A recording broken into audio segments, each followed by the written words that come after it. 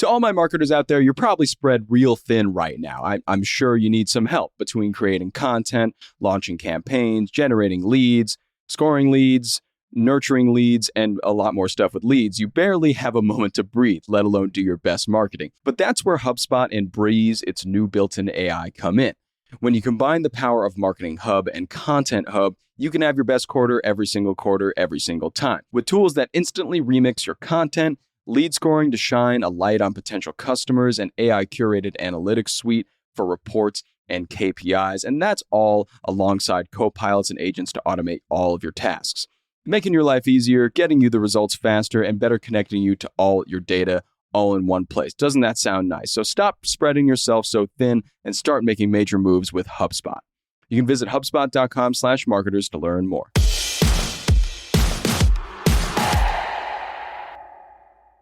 All right, good morning, everybody. It's Friday, January 17th. I'm John Weigell here with the returning Ben Berkley, and this is the Hustle Daily Show.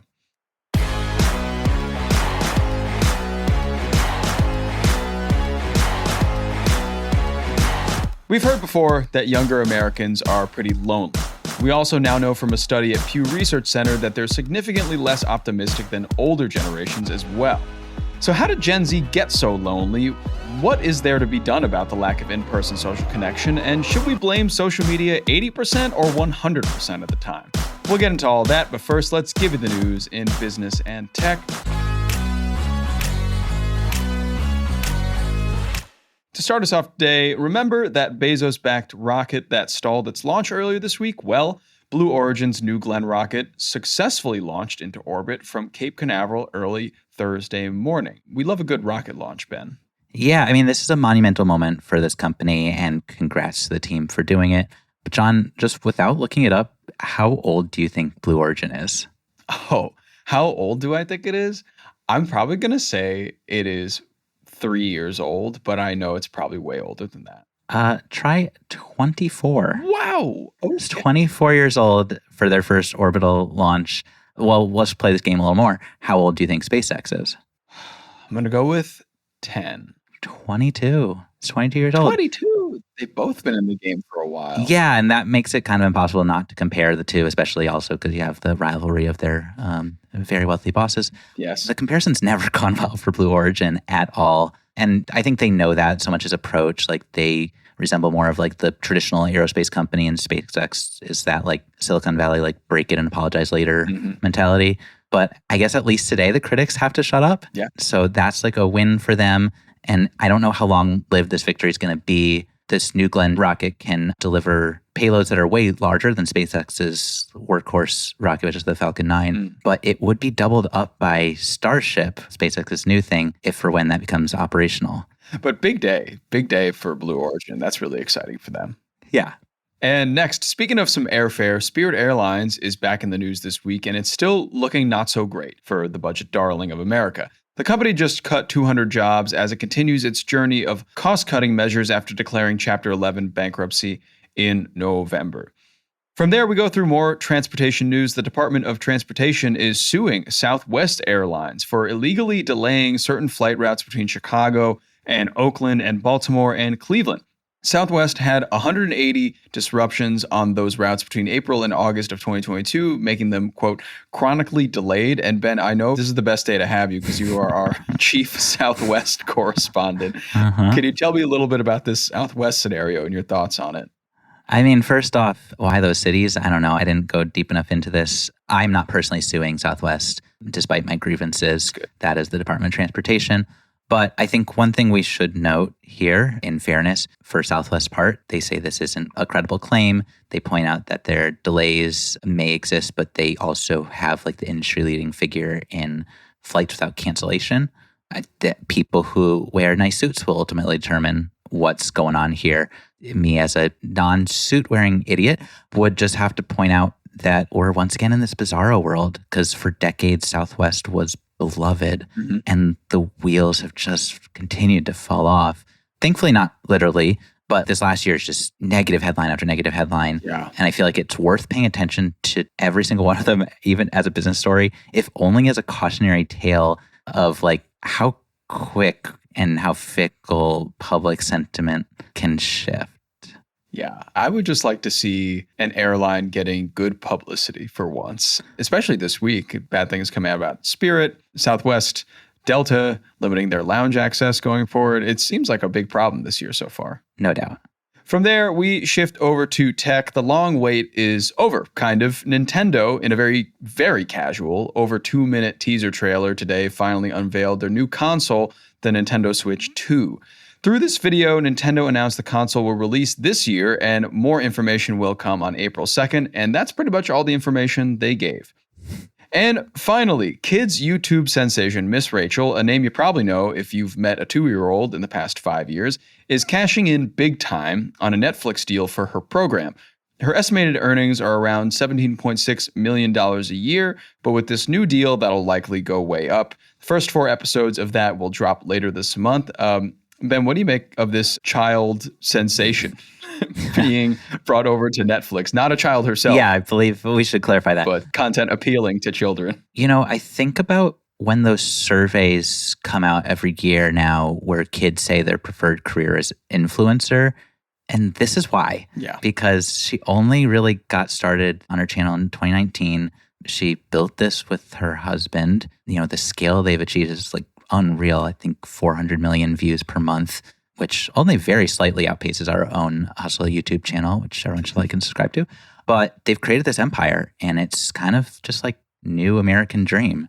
Yeah, no, it really is. Their peak video, I believe, has 1.1 billion views, and Netflix has kind of been dipping into this well for a little bit now. They've been taking some YouTubers to make shows with. They had Colleen Ballinger, known on YouTube as Miranda Sings, for a series. They had on these British YouTube stars, the Sidemen, for a series on Netflix. So they've kind of been picking and choosing people from YouTube to bump up those streaming numbers and see if they can convert internet subscribers to Netflix subscribers. Mm-hmm. I will say, I'm also surprised they didn't swoop in and pick up Sesame Street.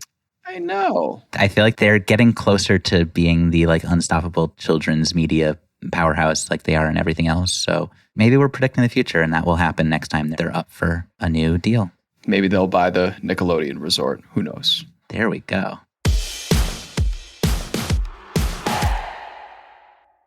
Hey, everybody. I've been listening to this awesome podcast lately. It's called Nudge, hosted by Phil Agnew. It's brought to you by the HubSpot Podcast Network, the audio destination for business professionals. So have you ever noticed how the smallest changes can have the biggest impact?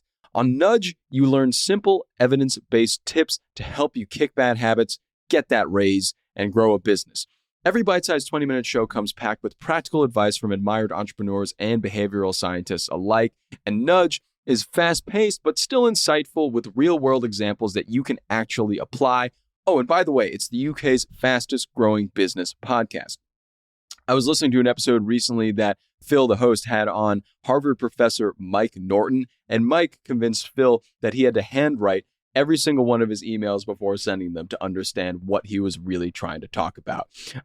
This process, although it sounds insane, he claims, Phil, that it made his emails 3.5 times better. You got to listen to this podcast. It's a great way to understand how email marketing can help your business.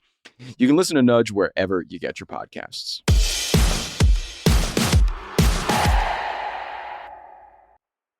Okay, on to the main story. From kids, let's shift the conversation to young adults and talk about their loneliness. Gen Z is often described as the loneliest generation due to many factors that we will go over. Cough, cough, social media. But first, Ben, what generation seems to be the happiest in this report that we're talking about today? The old folks, the people with the money, they are happy. You don't say. Yeah, I know. So, all right, Pew Research Center numbers here that adults 65 and older were most likely to say they felt optimistic about their lives all or most of the time. That is compared to just under half of 18 to 29-year-olds who felt that way, which honestly, none of this is surprising in any way, kind of just tracks with everything that we've talked about every day here for a long time. Yeah. But it is stark, and I think it gives us a moment to pause and kind of ask that question of why, and specifically why from like a economic and technological standpoint have we gotten here? Yeah. I mean, this report also finds that the feeling of optimism is also more likely to be with a baby boomer or a Gen Xer in this context than it is a Gen Zer or a millennial. But Gen Z specifically, that is, are more lonely than pretty much any other age group. And that could be a result of just, young people feeling lonely generally. But like what you said earlier, Ben, it seems to be a lot of different instances for this. One being, of course, as mentioned up top, social media and internet access and getting your social kicks online rather than in person. But there are a couple other things, too, that seem to be problems happening socially and economically. Yeah, I mean, it's so easy to blame social media and actually really fun to do that too. But it's not that simple. Yeah. I think blaming technology is ultimately foolish since it's about how technology is used anyway. Right. I mean, older generations who are doing better on the loneliness front also use this older form of technology called a telephone, on which you can apparently talk to someone with your actual voice. Right. They're also shockingly very active on Facebook. Yeah, I mean, these things serve them really well.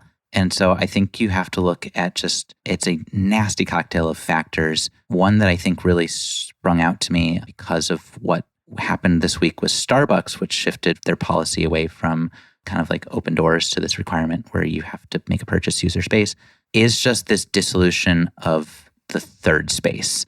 And, I read a lot of laments when the Starbucks thing happened. This is the last of the third space is gone. Really? That's not good. I don't think library and park budgets are about to just shoot up anytime soon.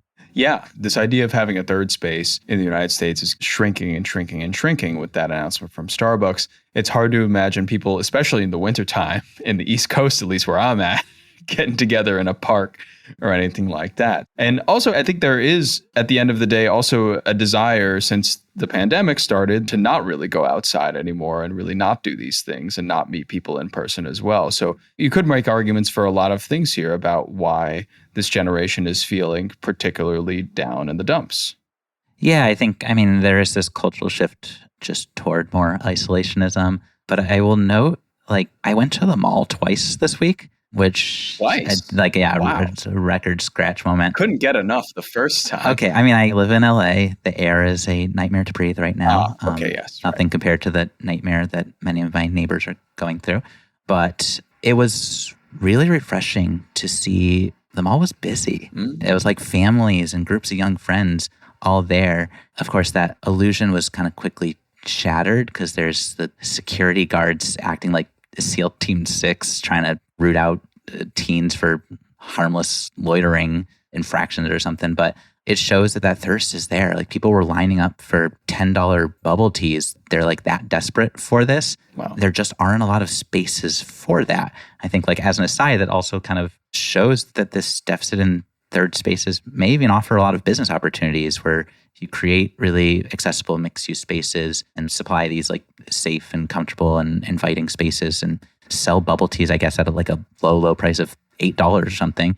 You're probably going to be swarmed in the right environment. Yeah. Culver City right here invested in a town plaza just like what I was describing, abuts Amazon Studios. And it's rare when you see it quiet. People were just looking for a place where they could just plop a stroller and exist without having to spend a fortune to do so. And speaking of that kind of business aspect, something I also wanted to mention, you sent me a story earlier about loneliness startups as well, startups that are getting together to start combating loneliness or investing heavily in making it easier to meet people. One of those is a Belong Center, and I believe the same person behind that is also behind Daybreaks. You remember what that is? It's everybody gets together at 5 a.m. to go clubbing before they go to work. So events like that. Yeah, I think you're going to see a lot of opportunity. And I also just think, we know this is not getting better. I would argue in some ways it's going to get a lot worse because I think, we were also focusing on that age bracket, the 18 to 29-year-olds being miserable.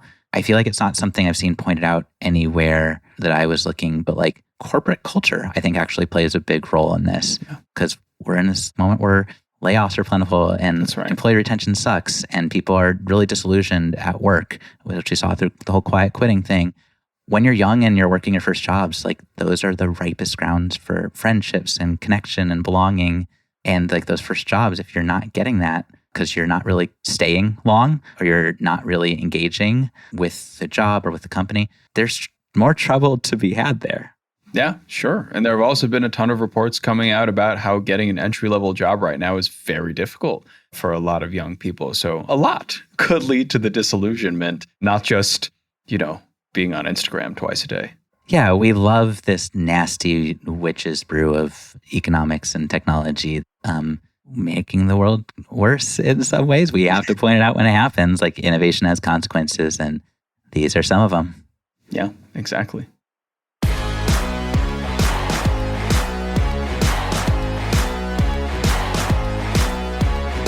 All right, and that's going to do it for us today. Thanks for tuning in to the Hustle Daily Show. We're a proud part of the HubSpot Podcast Network. Our editor is Robert Hartwig, and our executive producer is Darren Clark. We've got a ton more tech and business coverage in our newsletter. Go subscribe to it at thehustle.co/email and follow us on Instagram at The Hustle Daily. We will catch you next week.